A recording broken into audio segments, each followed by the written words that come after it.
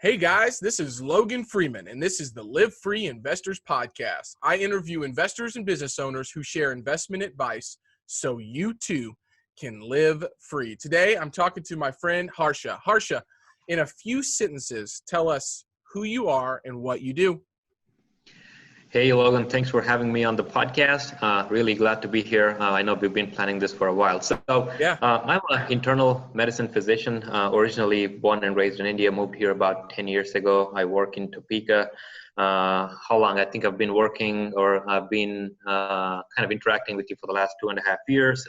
Since then, I'm a recent graduate from medical residency.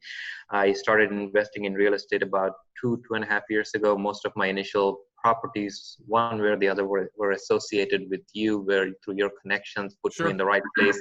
So that's kind of primarily commercial real estate, now looking into some other asset classes. So that's kind of where we're at.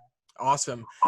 And so this is a really unique episode because I really love the fact that, yes, you have your W-2 job, right? You're a physician, but you've taken what I'll say, success leaves clues, and you've taken what you've been able to see from other folks that are in the medical physician or profession and been able to create what I'll call a tribe. So tell us just a little bit about the tribe that you're creating.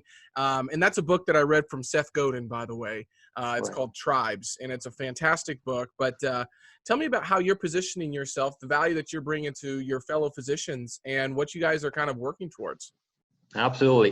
Great question. So I like the word tribe there because that's kind of how it practically pans out in a logical way. So majority of the physicians, like you correctly mentioned, we were on W-2 paycheck, a lot of income coming in, not really knowing what to do with the income. So by default, the natural response is people go and invest in stock market. Sure. That's been the standard. So with the stock market, yes, you can make money, but you end up paying a lot of those incomes in form of capital gains taxes. So personally, from my end, like I felt like there could be a more efficient way to do things. And when I started to look into the community, as in what are other people doing, I've seen 3 or 4 physicians across the country actively involved in real estate, heavily published. They kind of wrote about the tax benefits. Sorry about that. So they kind of actively wrote about the benefits of investing in real estate. That's when I felt like, well, let me learn about this from actual real estate professionals and how do they do it. So I gained information. I shared that with my colleagues who are physicians, and then we started doing small projects, meaning let's say something around 500,000 to 1 million. We kind of pulled our money together. And we started to see the benefits, and then that's how we felt like, okay, this is something that can actually grow real big. So we established an online platform, kind of recording our personal track record and also showing people what could be done, and also providing free resources saying, hey, if you do these things, these are the benefits. You don't necessarily have to have the only option of putting your money into stock market. Right. So, and that has been a real value add to physicians, especially when it comes from another physician actually doing it. So they take your word more seriously, as opposed to some financial advisor or investment advisor telling them what to do. So there's also a big kind of trust factor where physicians, like when someone from finance industry approach them, they're like, okay, I don't really know if you're telling me this because there's something in it for you, or if I'm going to really benefit from it. So when it comes from another person actually doing it, and that person happens to be a doctor, so that's a real big trust value add where they take it seriously. Absolutely. And fortunately enough, like we began within a group of 5 investors. Now we have like at least 100 to 150 people that are actively looking to invest with us. All of them are physicians. And I'm fortunate to be at this point. Yeah. Yes, absolutely. And, I've seen this happen across a few different industries, right? I've talked to dentist groups. I've talked to anesthesiologists. I've talked to tech engineers, software engineers. And so I love what you're doing. You're adding value to your own community, and there is a level of trust. And when you're going and funding your next project, that relationship is so strong because it's not a sponsor necessarily like myself that's going out there and talking to a bunch of doctors. You guys are living the same, life in the same community, and you've created this tribe. So I just want to commend you, and I also want to acknowledge you for the action that you've taken the last couple of years that I've known you and the traction that you've been able to generate. So keep on keeping on, man. I'm so excited for you. So I have a question for you. What's the best thing about being an investor? At some point, like any physician or any working professional looks at retirement. This one, I think, provides me, or at least like helps me get that freedom point a lot sooner than what a regular job would. Sure.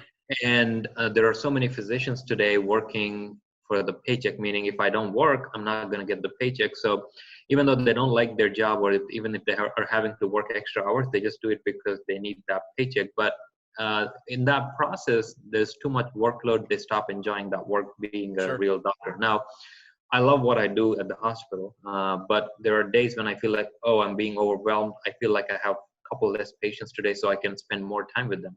Now, this investment, or whatever profits I make from real estate or asset generation, so that will help me become more free with my medical practice and practice it the way that I really enjoy. Yeah. So that's probably the biggest benefit that I see from investing in real estate. So it gives me the freedom of what I want to do. Yep. Well, I hear it a lot, Harsha. It's the freedom, right? It's the freedom of choice. It's the freedom of time. And, it's the freedom to do what you really want to do, which is super exciting. So I love that you said this too. You get to spend a little bit more time with your patients, as I've been able to go through a couple pregnancies with my wife, I get to see doctors that are extremely stressed out, and then doctors that you can tell don't have as much on their plate.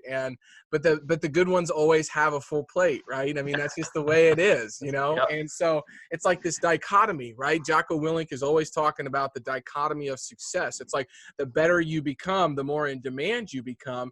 And it's like, how do you kind of delineate between the two, right? It's very difficult. Very true, very true. And we see this day in and day out with hundreds of physicians.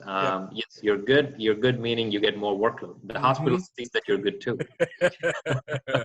Yeah, and you don't necessarily get paid more to being that good. Yeah. So. Most of the W-2 jobs, the way they're structured is it's a base salary. No matter if you work 8 hours, 10 hours, it's pretty much that's what you get.